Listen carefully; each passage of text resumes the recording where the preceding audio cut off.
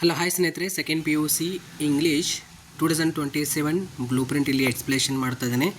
ಯಾವ್ಯಾವ ಅಧ್ಯಾಯ ಮೇಲೆ ನಿಮಗೆ ಎಷ್ಟೆಷ್ಟು ಮಾರ್ಕ್ಸ್ ಇಲ್ಲಿ ಕೊಟ್ಟಿದ್ದಾರೆ ಅಂತ 2027 ವಾರ್ಷಿಕ ಪರೀಕ್ಷೆಯಲ್ಲಿ ಇದೇ ಒಂದು ಬ್ಲೂ ಪ್ರಿಂಟ್ ಆಧಾರಿತ ನಿಮಗೆ ಕ್ವಶನ್ಗಳು ಬರುತ್ತೆ ಫೈನಲ್ ಎಕ್ಸಾಮ್ನಲ್ಲಿ. ಸೊ ಈ ಒಂದು blue print final blue print ಆಗಿರುತ್ತೆ, ಬಹಳಷ್ಟು ಇಂಪಾರ್ಟೆಂಟ್ ಆಗಿರುತ್ತೆ. ಈ ಒಂದು ಬ್ಲೂ ಪ್ರಿಂಟ್ ಪ್ರಕಾರನೇ ಫೈನಲ್ ಎಕ್ಸಾಮ್ನಲ್ಲಿ ಕ್ವಶನ್ಗಳು ಬರುತ್ತೆ. ಸೊ ನಾನು ಮುಂದಿನ ದಿನಗಳಲ್ಲಿ ಮಾದರಿ ಪ್ರಶ್ನೆ ಪತ್ರಿಕೆ 1, 2 ಮತ್ತು 3, 4, 5 ಮಾದರಿ ಪ್ರಶ್ನೆ ಪತ್ರಿಕೆ ಪ್ರತಿಯೊಂದು ಈಚ್ ಸಬ್ಜೆಕ್ಟ್ನಲ್ಲಿ ಅವರು ಕೊಟ್ಟಿದ್ದಾರೆ. ಅದು ಕೆ ಆನ್ಸರ್ ಮಾಡ್ತೇನೆ. ನಾನು ಪ್ರೀವಿಯಸ್ ವಿಡಿಯೋನಲ್ಲಿ Kannada subject blue print explanation ಮಾಡಿದ್ದೇನೆ. ಯಾವ ಅಧ್ಯಾಯ ಮೇಲೆ ಎಷ್ಟೆಷ್ಟು ಮಾರ್ಕ್ಸ್ಗಳು ಕೇಳಿದ್ದಾರೆ, ಹೇಗೆ ಪ್ಲ್ಯಾನಿಂಗ್ ಮಾಡ್ಕೋಬೇಕು, ಯಾವ ಅಧ್ಯಾಯಗಳು ನಾವು ಓದಿದರೆ 80 ಔಟ್ ಆಫ್ 80 ಮಾಡ್ಕೋಬೋದು, ಸುಲಭವಾಗಿ ಅಧ್ಯಾಯಗಳು ಆಯ್ಕೆ ಯಾವ ರೀತಿಯಲ್ಲಿ ಮಾಡ್ಕೋಬೇಕು ಎಲ್ಲ ನಾನು ಎಕ್ಸ್ಪ್ಲೇಷನ್ ಮಾಡಿದ್ದೇನೆ. ಪ್ರೀವಿಯಸ್ ವಿಡಿಯೋ ಹೋಗಿ ನೋಡ್ಕೊಳ್ಳಿ. Kannada subject blue print explanation ಮಾಡಿದ್ದೇನೆ. ಪ್ರೀವಿಯಸ್ ವಿಡಿಯೋ ಹೋಗಿ ಚೆಕ್ಔಟ್ ಮಾಡಿ, ಚಾನಲ್ನಲ್ಲಿ ಇದೆ. ಆಯಿತಾ? ಇವತ್ತು ನಾನು ಡಿಸ್ಕಷನ್ ಯಾವುದು ಮಾಡ್ತಾ ಇದ್ದೇನೆ ಅಂದರೆ second P U C English 2027 ಮಾದರಿ ಪ್ರಶ್ನೆ ಪತ್ರಿಕೆ ನಾವು ಡಿಸ್ಕಷನ್ ಮಾಡೋಣ. ಡೋಂಟ್ ವರಿ, ಬ್ಲೂ ಪ್ರಿಂಟ್ ಇವಾಗ ಎಕ್ಸ್ಪ್ಲೇಷನ್ ಮಾಡ್ತೀನಿ. ಮಾದರಿ ಪ್ರಶ್ನೆ ಪತ್ರಿಕೆ ಎಲ್ಲ ನಾನು ಕೀ ಆನ್ಸರ್ ಮಾಡ್ತೀನಿ. ಆಯಿತಾ? ಸೊ ಚಾನಲ್ಗೆ ಸಬ್ಸ್ಕ್ರೈಬ್ ಮಾಡ್ಕೊಳ್ಳಿ, ಎಲ್ಲ ವಿಡಿಯೋಗಳು ನಿಮಗೆ ಬರ್ತಾ ಇರುತ್ತೆ. ಬನ್ನಿ ಇವಾಗ ಈ ಒಂದು ಬ್ಲೂ ಪ್ರಿಂಟ್ ನೋಡೋಣ ಯಾವ ರೀತಿಯಲ್ಲಿ ಕೊಟ್ಟಿದ್ದಾರೆ 2027 ವಾರ್ಷಿಕ ಪರೀಕ್ಷೆಯಲ್ಲಿ. ಆಯಿತಾ? ಯಾವ ಅಧ್ಯಾಯ ಮೇಲೆ ನಿಮಗೆ ಮಾರ್ಕ್ಸ್ಗಳು ಇಲ್ಲಿ ಕೇಳಲಾಗೋದು ಅಂತ. ಸೊ ಇಲ್ಲಿ 1ನೇ ಅಧ್ಯಾಯ ರೋಮಿಯೋ ಆ್ಯಂಡ್ ಜೂಲಿಯಟ್. ನೋಡಿ, ಯಾರಿಗೆಲ್ಲ ಗ್ರಾಮರ್ ಬರಲ್ಲ ಇನ್ನೊಂದು ಹೇಳ್ತೀನಿ, ಗಮನವಿಟ್ಟು ಕೇಳಿ. ಸೊ ಯಾರಿಗೆಲ್ಲ ಗ್ರಾಮರ್ ಬರಲ್ಲ, ಗ್ರಾಮರ್ನಲ್ಲಿ ಡೆಫಿನೆಟ್ಲಿ ನೀವು ಪ್ರತಿಯೊಂದು ಪ್ರಶ್ನೆಗೆ ಆನ್ಸರ್ ಮಾಡಬಹುದು. ಆ ರೀತಿಯಲ್ಲಿ ನಾನು ನಿಮಗೆಲ್ಲ ಟ್ರಿಕ್ಸ್ ಹೇಳ್ಕೊಡ್ತೀನಿ. ಆಯಿತಾ? ಯಾವ ರೀತಿಯಲ್ಲಿ ಪ್ರತಿಯೊಂದು ಪ್ರಶ್ನೆಗೆ ಆನ್ಸರ್ ಮಾಡಬೇಕು ಎಲ್ಲ ನಾನು ನಿಮ್ಗೆ ಹೇಳ್ಕೊಡ್ತೀನಿ. Don't worry.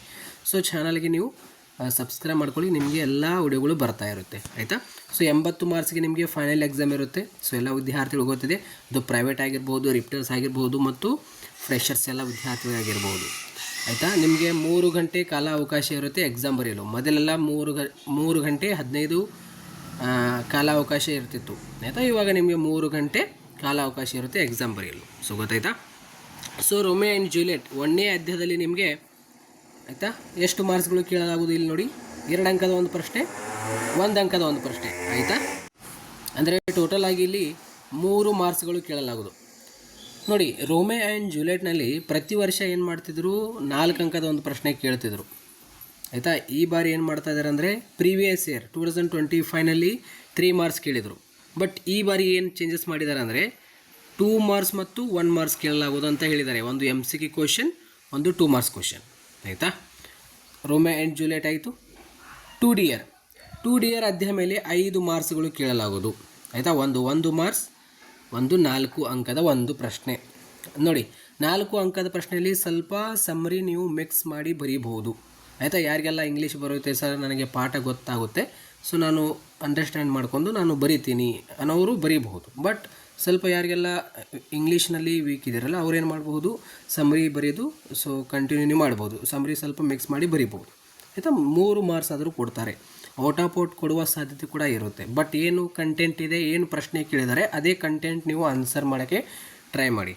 ಆಯಿತಾ?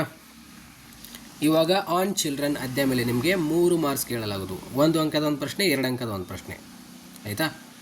ಯಾವ ರೀತಿಯಲ್ಲಿ ಪ್ಲ್ಯಾನಿಂಗ್ ಮಾಡ್ಕೋಬೇಕು ಅದು ಹೇಳ್ತೀನಿ, ವೇಟ್ ಮಾಡಿ. ಆಯಿತಾ? Everything I need to know I learn in the forest ಈ ಒಂದು ಅಧ್ಯಾಯದಲ್ಲಿ ನಿಮಗೆ 5 ಅಂಕಗಳು ಕೇಳಲಾಗುವುದು. ಆಯಿತಾ? ಒಂದು 2 ಅಂಕದ ಒಂದು ಪ್ರಶ್ನೆ, ಒಂದು 3 ಅಂಕದ ಒಂದು ಪ್ರಶ್ನೆ. ಆಯಿತಾ? ಸನ್ನಿ ಮಾರ್ನಿಂಗ್ ಅಧ್ಯಾಯ ಮೇಲೆ ನಿಮಗೆ 8 ಮಾರ್ಕ್ಸ್ ಕೇಳಲಾಗುವುದು. 1 ಅಂಕದ ಒಂದು ಪ್ರಶ್ನೆ, 3 ಅಂಕದ ಒಂದು ಪ್ರಶ್ನೆ, 4 ಅಂಕದ ಒಂದು ಪ್ರಶ್ನೆ. ವೆನ್ ಯು ಆರ್ ಓಲ್ಡ್ ಈ ಒಂದು ಅಧ್ಯಾಯದಲ್ಲಿ ನಿಮಗೆ 3 ಅಂಕಗಳು ಕೇಳಲಾಗುವುದು. ಆಯಿತಾ? ಒಂದು 3 ಅಂಕದ ಒಂದೇ ಪ್ರಶ್ನೆ. ದ ಗಾರ್ಡ್ನರ್ ಈ ಒಂದು ಅಧ್ಯಾಯ ಮೇಲೆ ನಿಮಗೆ 5 ಅಂಕಗಳು ಕೇಳಲಾಗುವುದು. ಒಂದು 1 ಅಂಕದ ಒಂದು ಪ್ರಶ್ನೆ ಮತ್ತು 4 ಅಂಕದ ಒಂದು ಪ್ರಶ್ನೆ. To the put from it child ಈ ಒಂದು ಅಧ್ಯಾಯದಲ್ಲಿ ನಿಮಗೆ 3 ಅಂಕಗಳು ಕೇಳಲಾಗುವುದು. ಅಂದರೆ 3 ಅಂಕದ ಒಂದೇ ಇಲ್ಲಿ ಪ್ರಶ್ನೆ ನಿಮಗೆ ಕೇಳಲಾಗುವುದು. ಆಯಿತಾ? ಅದೇ ರೀತಿ I believe books will never disappear ಈ ಒಂದು ಅಧ್ಯಾಯದಲ್ಲಿ ನಿಮಗೆ 5 ಅಂಕಗಳು ಕೇಳಲಾಗುವುದು. 1 ಅಂಕದ ಒಂದು ಪ್ರಶ್ನೆ ಮತ್ತು ಒಂದು 4 ಅಂಕದ ಒಂದು ಪ್ರಶ್ನೆ. ಇಲ್ಲಿ ನೋಡಿ, ಹೆವೆನ್ ಇಫ್ ಯು ಆರ್ ಈ ಒಂದು ಅಧ್ಯಾಯದಲ್ಲಿ. ಆಯಿತಾ? ನಾಟ್ ಏರ್ ಆನ್ ಅರ್ತ್ ಈ ಒಂದು ಅಧ್ಯಾಯದಲ್ಲಿ ನಿಮಗೆ 3 ಅಂಕಗಳು ಕೇಳಲಾಗುವುದು. ಆಯಿತಾ? ಅಂದರೆ 3 ಅಂಕದ ಒಂದೇ ಪ್ರಶ್ನೆಯಲ್ಲಿ ಕೇಳಲಾಗುವುದು. Japan and Brazil travel size ಈ ಒಂದು ಅಧ್ಯಾಯ ಮೇಲೆ ನಿಮಗೆ 4 ಅಂಕಗಳು ಕೇಳಲಾಗುವುದು. 1 ಅಂಕದ ಒಂದು ಪ್ರಶ್ನೆ ಮತ್ತು 3 ಅಂಕದ ಒಂದು ಪ್ರಶ್ನೆ. ದ ವೋಟರ್ ಅಧ್ಯಾಯ ಮೇಲೆ ನಿಮಗೆ 5 ಅಂಕಗಳು ಕೇಳಲಾಗುವುದು. ಆಯಿತಾ? 1 ಅಂಕದ ಒಂದು ಪ್ರಶ್ನೆ ಮತ್ತು 4 ಅಂಕದ ಒಂದು ಪ್ರಶ್ನೆ. Where there is a wheel, ಈ ಒಂದು ಅಧ್ಯಾಯದಲ್ಲಿ ನಿಮಗೆ 5 ಅಂಕಗಳು ಕೇಳಲಾಗುವುದು. 1 ಅಂಕದ ಒಂದು ಪ್ರಶ್ನೆ ಮತ್ತು 4 ಅಂಕದ ಒಂದು ಪ್ರಶ್ನೆ. ವಾಟರ್ ಅಧ್ಯಾಯ ಮೇಲೆ ನಿಮಗೆ 3 ಅಂಕಗಳು ಕೇಳಲಾಗುವುದು. 2 ಅಂಕದ ಒಂದು ಪ್ರಶ್ನೆ ಮತ್ತು 1 ಅಂಕದ ಒಂದು ಪ್ರಶ್ನೆ. ಆಯಿತಾ? ಇವಾಗ ಪ್ಲ್ಯಾನಿಂಗ್ ನೋಡಿ, ಯಾವ ಅಧ್ಯಾಯ ನೀವು ಓದಬೇಕಂದ್ರೆ ಸಿಂಪಲ್ ಸ್ನೇಹಿತರೆ. ಇವಾಗ ನೋಡಿ, ಇಲ್ಲಿ ನೀವು ಅಧ್ಯಾಯ ವೈಸ್ ನಾನು ನಿಮಗೆ ಎಷ್ಟೆಷ್ಟು ಮಾರ್ಕ್ಸ್ಗಳು ಕೇಳಲಾಗೋದು ಅಂತ ಹೇಳಿದ್ದೀನಿ. ಇವಾಗ ನೀವು ಯಾವ ಅಧ್ಯಾಯ ಮೇನ್ ಓದಬೇಕಂದ್ರೆ ಇಲ್ಲಿ 2 ಡಿಯರ್ ಅಧ್ಯಾಯ ನೀವು ಓದಲೇಬೇಕು. ಯಾಕೆಂದರೆ ಇಲ್ಲಿ ನಿಮ್ಮದು ಒಂದು 4 ಮಾರ್ಕ್ಸ್ ಕಂಪ್ಲೀಟ್ ಆಗುತ್ತೆ. ಆಯಿತಾ? Very very important. ನಿಮಗೆ 4 ಅಂಕದ ಒಂದು ಪ್ರಶ್ನೆ ಕವರ್ ಆಗುತ್ತೆ ಇಲ್ಲಿ. ಅದೇ ರೀತಿ ಸನ್ನಿ ಮಾರ್ನಿಂಗ್ ಅಧ್ಯಾಯ ನೀವು ಆಪ್ಷನ್ ಇಟ್ಕೋಬಹುದು. ಇಲ್ಲ ಸರ್ ಇದು ಅಂದರೆ ಸಿಕ್ಕಾಪಟ್ಟೆ ದೊಡ್ಡದು ಕತೆ ಇದೆ, ನನಗೆ ನೆನಪು ಇಡೋಕ್ಕಾಗಲ್ಲ ಅನ್ನೋರು ಏನಿದಿಲ್ಲ, ಬಿಡ್ಬೋದು, ಸ್ಕಿಪ್ ಮಾಡ್ಬೋದು, ಇಲ್ಲಾಂದರೆ ಆಯ್ಕೆ ಮಾಡ್ಕೋಬೋದು ಸನ್ನಿ ಮಾರ್ನಿಂಗ್. ಅದೇ ರೀತಿ ದ ಗಾರ್ಡ್ನರ್ ಅಧ್ಯಾಯ ನೀವು ಓದಲೇಬೇಕು. ಯಾಕಂದರೆ 4 ಮಾರ್ಕ್ಸ್ ಒಂದು ಕವರ್ ಆಗಿಬಿಡುತ್ತೆ ಅಲ್ಲಿ. ಆಯಿತಾ? ಅದೇ ರೀತಿ ದ ವೋಟರ್ ನೀವು ಈಸಿ ಇದೆ 4 ಮಾರ್ಕ್ಸ್ನಲ್ಲಿ. ಆಯಿತಾ? ಆ ಒಂದು 4 ಮಾರ್ಕ್ಸ್ನಲ್ಲಿ ನಿಮಗೆ ಚಾಯ್ಸೇಬಲ್ ಅಂದರೆ ದ ವೋಟರ್ ನೀವು ಮಾಡ್ಕೋಬೋದು. Where there is a will ಅದು ಕೂಡ ಆಯ್ಕೆ ಇದೆ. ಆಯಿತಾ? ಈ ಅಧ್ಯಾಯ ಏನಿದೆಯಲ್ಲ ಇಂಪಾರ್ಟೆಂಟ್ ಆಗಿರುತ್ತೆ ನಿಮಗೆ. ಗೊತ್ತಾಯ್ತಾ? ಇವಾಗ ನೋಡಿ, ನೀವು 3 ಮಾರ್ಕ್ಸ್ನಲ್ಲಿ everything I need to know I learn in the forest ಅಧ್ಯಾಯ ನೀವು ಓದಲೇಬೇಕು. ಆಯಿತಾ? ಅದೇ ರೀತಿ ಇಲ್ಲಿ ವೆನ್ ಯು ಆರ್ ಓಲ್ಡ್ ಅಧ್ಯಾಯ ನೀವು ಓದ್ರಿ, ಯಾಕೆಂದರೆ ಈಸಿ ಇದೆ. ಆಯಿತಾ? ಅದೇ ರೀತಿ to the foot from it is child ಈ ಒಂದು ಅಧ್ಯಾಯ ನೀವು ಓದ್ಕೊಳ್ಳಿ. ಆಯಿತಾ? ಅದೇ ರೀತಿ ಜಪಾನ್ ಆ್ಯಂಡ್ ಬ್ರೆಜಿಲ್ ಅಧ್ಯಾಯ ಒಂದು ಓದ್ಕೊಳ್ಳಿ 3 ಅಂಕದ ಪ್ರಶ್ನೆಯಲ್ಲಿ. ಈ ರೀತಿಯಲ್ಲಿ ಪ್ಲ್ಯಾನಿಂಗ್ ಮಾಡ್ಕೊಳ್ಳಿ. ಆಯಿತಾ? ಈ ರೀತಿ ಪ್ಲ್ಯಾನಿಂಗ್ ಮಾಡ್ಕೊಂಡ್ಬಿಡಿ ಸಾಕು. ಆಯಿತಾ?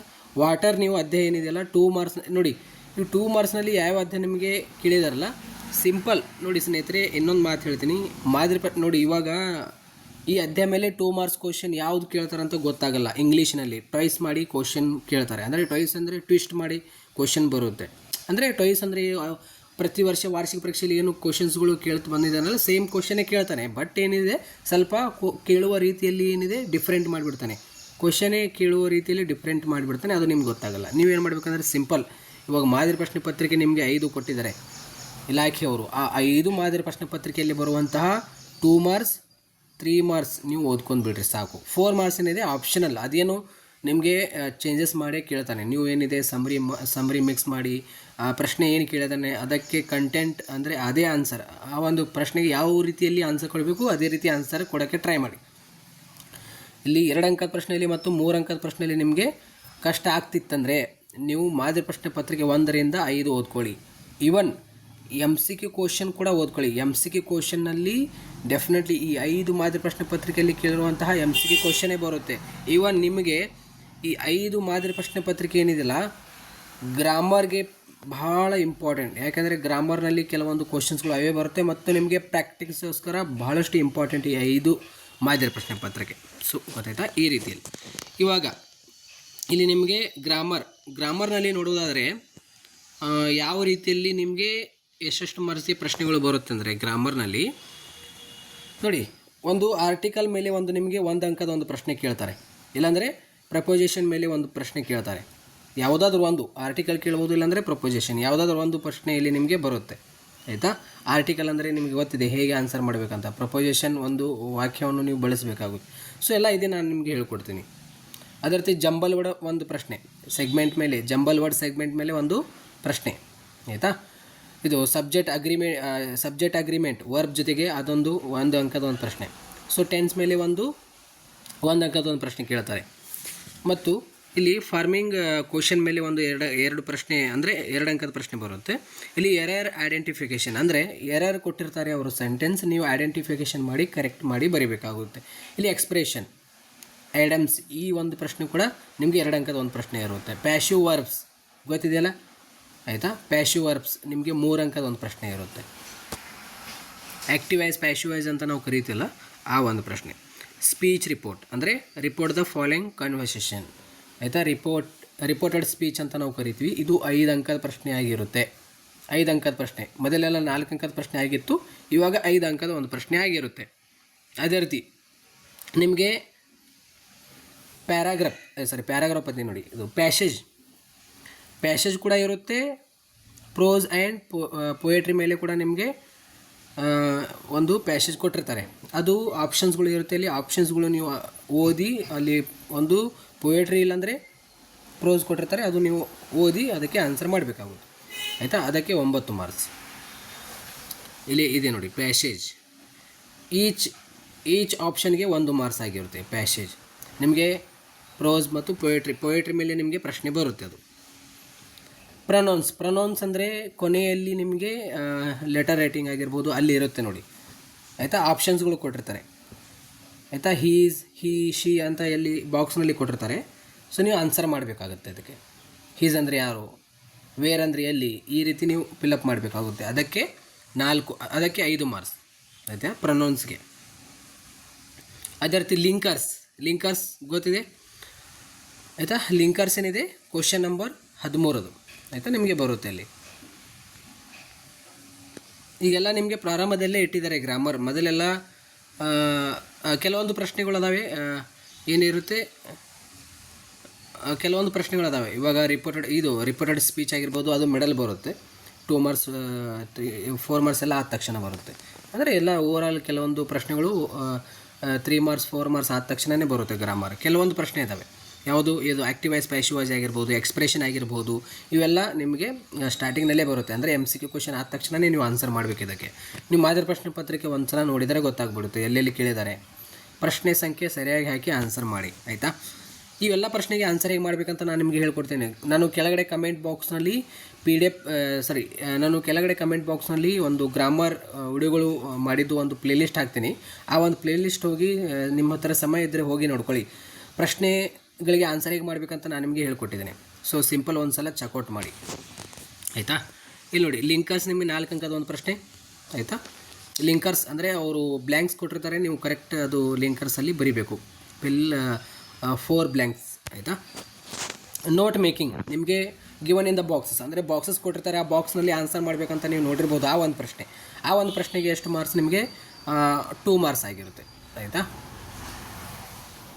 ಡೈಲಾಗ್ ರೇಟಿಂಗ್ ನಿಮಗೆ ಮೊದಲೆಲ್ಲ 4 ಅಂಕದ ಪ್ರಶ್ನೆ ಮತ್ತು 5 ಅಂಕದ ಪ್ರಶ್ನೆ ಈ ರೀತಿ ಕೇಳ್ತಿದ್ರು. ಇವಾಗ ನಿಮಗೆ ರಿಡ್ಯೂಸ್ ಮಾಡಿ ಅದು 3 ಅಂಕದ ಪ್ರಶ್ನೆ ಆಗಿರುತ್ತೆ. ಜಾಬ್ ಅಪ್ಲಿಕೇಶನ್ ಅಂದರೆ ಲೆಟರ್ ರೇಟಿಂಗ್ ನಿಮಗೆ 5 ಅಂಕದ ಪ್ರಶ್ನೆ ಆಗಿರುತ್ತೆ. ಸ್ಪೀಚ್ ರೇಟ್ ಮೊದಲೆಲ್ಲ ಇದ್ದಿದ್ದಿಲ್ಲ, ಇವಾಗ ಪ್ರೀವಿಯಸ್ ಇಯರ್ ಎಕ್ಸಾಮ್ ಅಂದರೆ 2025ನಲ್ಲಿ ಮತ್ತೆ ಅದು ಇಂಟ್ರೊಡ್ಯೂಸ್ ಮಾಡಿದ್ದಾರೆ. ಮತ್ತೆ ಅವರು ಸ್ಪೀಚ್ ರೇಟ್ ತಂದಿದ್ದಾರೆ. ಅಂದರೆ ಆಪ್ಷನ್ ಇರುತ್ತೆ, ನೀವು ಲೆಟರ್ ರೇಟಿಂಗ್ ಬರಿಬೋದು, ಇಲ್ಲಾಂದರೆ ಸ್ಪೀಚ್ ರೇಟ್ ಬರಿಬೋದು. ಲೆಟರ್ ರೇಟಿಂಗೇ ಬರೀರಿ, ಯಾಕಂದರೆ 5 ಅಂಕದ ಒಂದು ಪ್ರಶ್ನೆ ಆಗಿರುತ್ತೆ, ಈಸಿ ಆಗಿರುತ್ತೆ. ಮತ್ತು ಇದು ಕೂಡ 5 ಅಂಕದ ಪ್ರಶ್ನೆ ಆಗಿರುತ್ತೆ, ಇದು ಬಟ್ ಈಸಿ ಆಗಿರುತ್ತೆ. ಸ್ಪೀಚ್ ರೇಟ್ ನೀವು ಕೂಡ ಯಾರಿಗೆಲ್ಲ ಸ್ಪೀಚ್ ರೇಟ್ ನಾನು ಬರೀತೀನಿ ಅನ್ನೋರು ಸ್ಪೀಚ್ ರೇಟ್ ಬರಿಬೋದು, ಇಲ್ಲಾಂದರೆ ಜಾಬ್ ಅಪ್ಲಿಕೇಶನ್ ಅಂದರೆ ಲೆಟರ್ ರೇಟಿಂಗ್ ಬರಿಬೋದು. ಸೊ ಈ ರೀತಿಯಲ್ಲಿ ನಿಮಗೆ ಏನಾಗಿರುತ್ತೆ, ಗ್ರಾಮರ್ ಮತ್ತು ಎಲ್ಲ ಅಧ್ಯಾಯ ವೈಸ್ ನಿಮಗೆ ಪ್ರಶ್ನೆಗಳು ಕೇಳಲಾಗೋದು ಅಂತ ಅವರು ಹೇಳಿದ್ದಾರೆ. ಇಲ್ಲಿ ನೀವು ಅಬ್ಸರ್ವ್ ಮಾಡಿರ್ಬೋದು, ಇಲ್ಲಿ ನೋಡಿ 1 ಅಂಕದ ಪ್ರಶ್ನೆಯಲ್ಲಿ ಆಯಿತಾ ಪಾರ್ಟ್ ಎ ಅಂತ ಇರುತ್ತೆ. ಆಯಿತಾ, ಅಲ್ಲಿ 1ರಿಂದ 10 ಪ್ರಶ್ನೆಗಳು ಇರುತ್ತೆ. MCQ question. ಆಯಿತಾ, 1 ಅಂಕದ ಪ್ರಶ್ನೆಗಳು 1ರಿಂದ 10 MCQ ಕ್ವಶನ್ ಇರುತ್ತೆ. ನಂಬರ್ ಆಫ್ ಕ್ವಶನ್ಸ್ ಎಷ್ಟು? 10. ಆಯಿತಾ, ಎಲ್ಲ ಪ್ರಶ್ನೆಗಳಿಗೆ ನೀವು ಶುಡ್ ಬಿ ಆನ್ಸರ್ ಮಾಡಬೇಕು. ಆಯಿತಾ, ಇಲ್ಲಿ ನೋಡಿ 2ನೇ ಸೀರಿಯಲ್ ಅಂದರೆ ಇವಾಗ 2 ಅಂಕದ ಪ್ರಶ್ನೆಗಳು ಪಾರ್ಟ್ ಬಿ ನಲ್ಲಿ ಕೊಟ್ಟಿರ್ತಾರೆ. ಪಾರ್ಟ್ ಬಿ 2 ಅಂಕದ ಪ್ರಶ್ನೆಗಳು ಕೊಟ್ಟಿರ್ತಾರೆ. ಅಲ್ಲಿ ನಿಮಗೆ 14ರಿಂದ 17 ಅದು ಕ್ವಶನ್ ಸಂಖ್ಯೆ, ಅಂದರೆ 14ರಿಂದ 17 ಅವೆಲ್ಲ 2 ಮಾರ್ಕ್ಸ್ ಕ್ವಶನ್ಗಳೇ ಆಗಿರುತ್ತೆ. ಆಯಿತಾ, number of the questions framed ಅಂದರೆ ಇಲ್ಲಿ 4 ಕ್ವಶನ್ಸ್ ಇರುತ್ತೆ. ನೀವು ಯಾವುದಾದ್ರೂ 4ರಲ್ಲಿ 3 ಕ್ವಶನ್ ನೀವು ಆನ್ಸರ್ ಮಾಡಲೇಬೇಕು, ಕಂಪಲ್ಸರಿ. ಆಯಿತಾ, 2 ಅಂಕದ ಪ್ರಶ್ನೆಯಲ್ಲಿ 4 ಪ್ರಶ್ನೆ ಕೊಟ್ಟಿರ್ತಾರೆ, ನೀವು 3 ಆನ್ಸರ್ ಮಾಡಲೇಬೇಕು. ಆಯಿತಾ, 3 ಅಂಕದ ಪ್ರಶ್ನೆಯಲ್ಲಿ ಪಾರ್ಟ್ ಬಿ ನಲ್ಲೇ ಕೊಟ್ಟಿರ್ತಾರೆ 3 ಅಂಕದ ಪ್ರಶ್ನೆ ಕೂಡ. ಅಲ್ಲಿ 18ರಿಂದ 23 ಅದು ಎಲ್ಲ 3 ಮಾರ್ಕ್ಸ್ ಕ್ವಶನ್ಸ್ಗಳಾಗಿರುತ್ತೆ. ಅವರು 6 ಕೊಟ್ಟಿರ್ತಾರೆ ಕ್ವಶನ್ಸ್ ಆಫ್ ಫ್ರೇಮ್. ಆಯಿತಾ, number of questions of frame 2B ಅಂತ ಇಲ್ಲಿ ಕೊಟ್ಟಿದ್ದಾರಲ್ಲ, ಸೊ ನೀವು ನೋಡ್ತಿರ್ಬೋದು 6 ಕ್ವಶನ್ಸ್ ಕೊಟ್ಟಿರ್ತಾರೆ. ನೀವು ಏನು ಮಾಡಬೇಕು, ಎನಿ 4 ಕ್ವಶನ್ ನೀವು ಆನ್ಸರ್ ಮಾಡಲೇಬೇಕು. 6 ಕೊಟ್ಟಿರ್ತಾರೆ, ನೀವು ಎನಿ 4 ಆನ್ಸರ್ ಮಾಡಲೇಬೇಕು ಕಂಪಲ್ಸರಿ. 4 ಅಂಕದ ಪ್ರಶ್ನೆಯಲ್ಲಿ ನಿಮಗೆ ಪಾರ್ಟ್ ಬಿ ನಲ್ಲೇ ಇರುತ್ತೆ. ಆಯಿತಾ, ಇಲ್ಲಿ 24ರಿಂದ 29 ಅವೆಲ್ಲ ನಿಮಗೆ 4 ಮಾರ್ಕ್ಸ್ ಕ್ವಶನ್ಸ್ಗಳಾಗಿರುತ್ತೆ. ಇಲ್ಲಿ 6 ಪ್ರಶ್ನೆಗಳು ಬಂದಿರ್ತೈತಿ, ನೀವು 3 ಕ್ವಶನ್ಸ್ ಆನ್ಸರ್ ಮಾಡಲೇಬೇಕು. ಸೊ ಗೊತ್ತಾಯ್ತಾ. ಇವಾಗ ಇಲ್ಲಿ ನಿಮಗೆಲ್ಲ ಪ್ಯಾಸೇಜ್ ಆಗಿರ್ಬೋದು, ಅಂದರೆ ಪಾರ್ಟ್ ಸಿ ಇವಾಗ ನಿಮಗೇನಾಗುತ್ತೆ, ಇವೆಲ್ಲ ಗ್ರಾಮರ್ ಬರುತ್ತೆ. ಆಯಿತಾ, ಪಾರ್ಟ್ ಡಿನಲ್ಲಿ ಗ್ರಾಮರ್ ಬರುತ್ತೆ, ಪಾರ್ಟ್ ಡಿನಲ್ಲಿ ಕೂಡ ಗ್ರಾಮರ್, ಪಾರ್ಟ್ ಇನಲ್ಲಿ ಗ್ರಾಮರ್ ಬರುತ್ತೆ. ಸೊ ಗೊತ್ತಾಯ್ತಾ. ಸೊ ಇಲ್ಲಿ ನೋಡಿ, ಇವಾಗ ಕ್ವಶನ್ ನಂಬರ್ 30 ಆಯಿತಾ. ಅನ್ಸಿನ್ ನಾನು ನಿಮ್ಗೆ ಏನು ಹೇಳಿದೆ, ಪ್ರಪೋಸ್ ಆಯಿತಾ, ಅಂದರೆ ಪ್ರೋಸ್ ಮೇಲೆ ನಿಮಗೆ ಒಂದು ಪ್ಯಾಸೇಜ್ ಕೇಳ್ತಾರೆ, ಪ್ಯಾಸೇಜ್ ಒಂದು ಪೊಯೆಟ್ರಿ ಯಾವುದಾದ್ರು ಒಂದು ಚೂಸ್ ಮಾಡ್ತಾರೆ ಅವು ಆಯಿತಾ. ಒಂದು ಸ್ಟ್ರೀಮ್ ಅಂತ ಬುಕ್ ಇದೆ, ಆ ಒಂದು ಸ್ಟ್ರೀಮ್ ಬುಕ್ನೊಳಗಿಂದೇ ಒಂದು ಪ್ರಶ್ನೆ ಕೇಳಲಾಗೋದು ಅಂತ ಅವರು ಹೇಳಿದ್ದಾರೆ ಆಯಿತಾ. ಅಲ್ಲಿ 9 ಮಾರ್ಕ್ಸ್ ಬರುತ್ತೆ ನಿಮಗೆ. ಇಲ್ಲಿ ರೀರೈಟ್ ದಮ್ ಅಂದರೆ ಕರೆಕ್ಟ್ ಒಂದು ಸೆಂಟೆನ್ಸ್ ಕೊಟ್ಟಿರ್ತಾರೆ, ಅದು ರೀರೈಟ್ ದಮ್ ಮಾಡಬೇಕು ಆಯಿತಾ. ರೀರೈಟ್ ಆ್ಯಸ್ ಡಿರೆಕ್ಟೆಡ್ ಅಂತ ಪ್ರಶ್ನೆ ಇರುತ್ತೆ, ಅದು 4 ಅಂಕದ ಒಂದು ಪ್ರಶ್ನೆ. ಲಿಂಕರ್ಸ್ 4 ಅಂಕದ ಒಂದು ಪ್ರಶ್ನೆ ಆಯಿತಾ. ಫಾರ್ಮಿಂಗ್ ಕ್ವಶನ್ ಮಾಡಬೇಕು 2 ಅಂಕದ ಪ್ರಶ್ನೆ. ಎರರ್ ಐಡೆಂಟಿಫಿಕೇಷನ್ ಮಾಡಬೇಕು, ಅದು 2 ಅಂಕದ ಪ್ರಶ್ನೆ. ಜಾಬ್ ಅಪ್ಲಿಕೇಶನ್ 5 ಅಂಕದ ಪ್ರಶ್ನೆ. ಸ್ಪೀಚ್ ರೈಟ್ 5 ಅಂಕದ ಪ್ರಶ್ನೆ. ಸೊ ಈ ರೀತಿ ಇರುತ್ತೆ. ಸೊ ಎಲ್ಲ ವಿದ್ಯಾರ್ಥಿಗಳು ಹೋಗಿ ಒಂದು ಬಾರಿ ಕೆಳಗಡೆ ಕಮೆಂಟ್ ಬಾಕ್ಸ್ನಲ್ಲಿ ಗ್ರಾಮರ್ ಮೇಲೆ ವಿಡಿಯೋ ಮಾಡಿದ್ದು ಪ್ಲೇಲಿಸ್ಟ್ ಹಾಕಿರ್ತೀನಿ, ನಿಮ್ಮ ಹತ್ರ ಸಮಯ ಇದ್ದರೆ ಹೋಗಿ ನೋಡ್ಕೊಳ್ಳಿ. ಸೊ ಈ ರೀತಿಯಲ್ಲಿ ನೀವು ಪ್ಲ್ಯಾನಿಂಗ್ ಮಾಡ್ಕೊಳ್ಳಿ. ಸಿಂಪಲ್ ಗೈಸ್, ನಾನು ಯಾವ ಅಧ್ಯಾಯ ಮೇಲೆ ಫೋಕಸ್ ಮಾಡಿ ಅಂತ ಹೇಳಿದ್ದೀನಲ್ಲ, 3 ಅಂಕದ ಪ್ರಶ್ನೆ, 2 ಅಂಕದ ಪ್ರಶ್ನೆ, ಸೊ 4 ಅಂಕದ ಪ್ರಶ್ನೆ ಫೋಕಸ್ ಮಾಡಿ ಸಾಕು.